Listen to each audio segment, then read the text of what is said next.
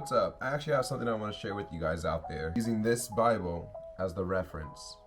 Let's jump right in. I'm sure you guys are all familiar with Matthew chapter 6 verses 25 through 34. But if you're not, I recommend you giving it a read. But let's look at the first verse, verse 25. Therefore I tell you, do not worry about your life, what you will eat or drink, or about your body, what you will wear. Is not life more important than food, and the body more important than clothes? So a little background, Jesus teaching his disciples and the crowd that followed him. He goes on giving an example how God feeds the birds and clothes the lilies. And he ends both examples saying, wouldn't God rather feed us and clothe us more than they? And in verse 31 through 33 he says, so do not worry saying, what shall we eat? Or what shall we drink? Or what shall we wear? For the pagans run after all these things, and your heavenly Father knows that you need them. But seek first his kingdom and his righteousness, and all these things will be given to you as well. If you're wondering what his kingdom and his righteousness is, you're already on your way. It says that God knows that we need these things and not to worry. Even look at verse 27. Who of you, by worrying, can add a single hour to his life? Worrying won't do us any good.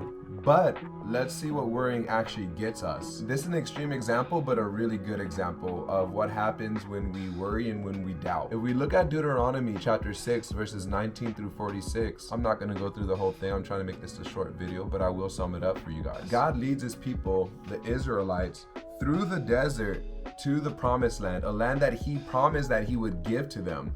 Let's read verse 20 through 21 and see what it says. Then I said to you, you have reached the hill country of the Amorites, which the Lord our God is giving us. See, the Lord your God has given you the land. Go up and take possession of it as the Lord, the God of your father, told you. Do not be afraid.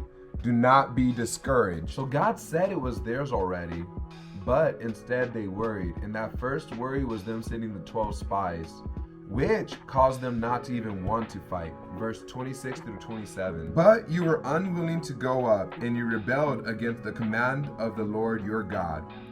You grumbled in your tents and said, the Lord hates us. He brought us out of Egypt to deliver us into the hands of the Amorites to destroy us. And not trusting what was already given to them, God actually stripped it from them. Verse 34 through 35, it says, when the Lord heard what you said, he was angry and solemnly swore, not a man of this evil generation shall see the good land I swore to give your forefathers. So that promised land that was supposed to go to them was given to the next generation to have. When we worry instead of going after the things that we want, we actually prevent ourselves from getting them. Plus, worrying just causes a bunch of health issues, such as high blood pressure, heart attack, and digestive disorders. And plus, when all you have is worry and doubt, it actually makes you unpleasurable to be around. Just ask my exes. I know one thing to be true for me. I'd rather have nothing and be happy than have nothing and to be unhappy.